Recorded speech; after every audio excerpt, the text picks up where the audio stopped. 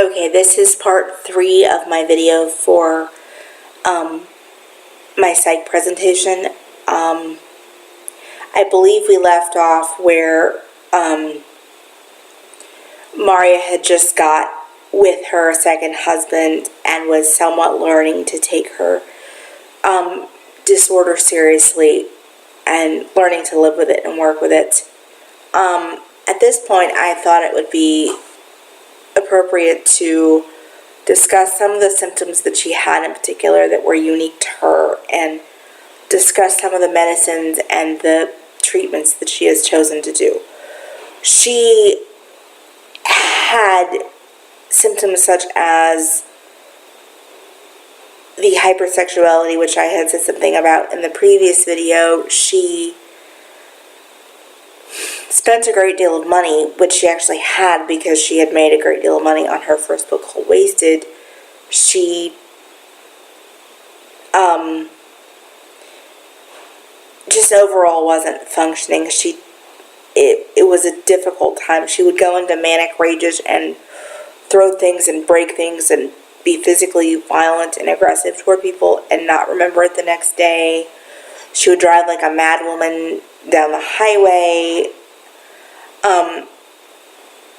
And then when she had depressive symptoms, they were such that she couldn't get out of bed, ended up in the hospital several times, and ended up having ECT to help deal with those particular symptoms because it was just so bad that she wasn't able to function or deal with it.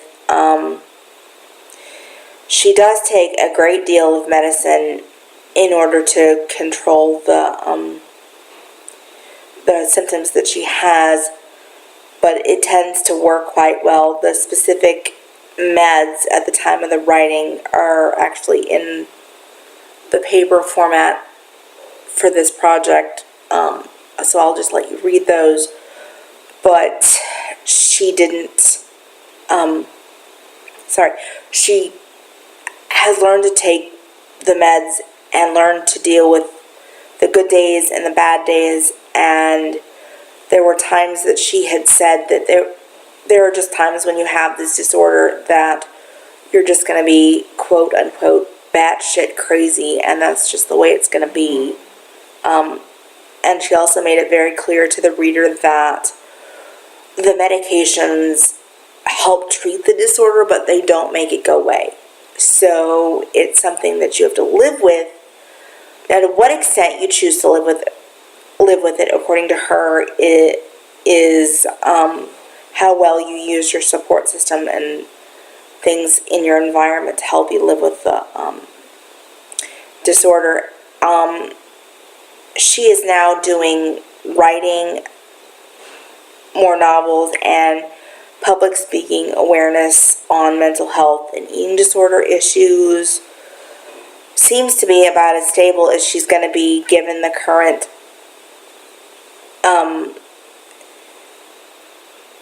abilities of modern medicine and the severity of her disorder. In summary, the book was very well written and very honest, and it gave day-to-day examples of what it's like to live with someone with severe mood disorder and deal with all of their issues. At some point, the book did kind of sound like some sort of manic, rambling rage, but if you know how to read between the lines of mania, it does give you a really good example. And she didn't sugarcoat any of the symptoms that you have to deal with when dealing with bipolar, which was another plus for the book. I can't really say that I disagree with anything that she had said, or it was a badly written book by any means, in my opinion, which probably doesn't count for a great deal, but it is one of the better books that I have read on bipolar, and trust me, I have read several books. So that is my summary of the book that I did for my final project. Thank you for your time.